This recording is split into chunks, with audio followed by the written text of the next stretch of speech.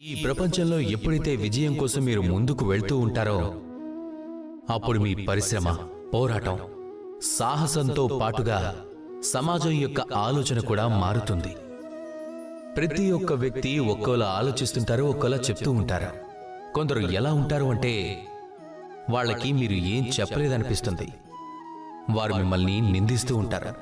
అందుకే నింద వల్ల మనం భయపడిపోతూ ఉంటాం.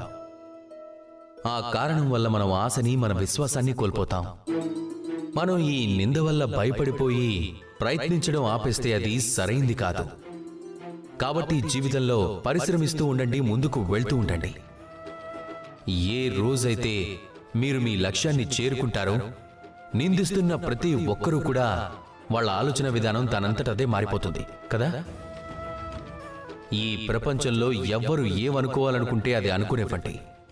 ఒకవేళ మీరు ఎవరి మాటలైనా వినాలనుకుంటే మీ అంతర్మనస్ మాట వినండి. అదే మీకు సరైన మార్గదర్శనం చేస్తుంది. ముందుకు వెళ్తూ ఉండండి, ప్రయత్నిస్తూ ఉండండి.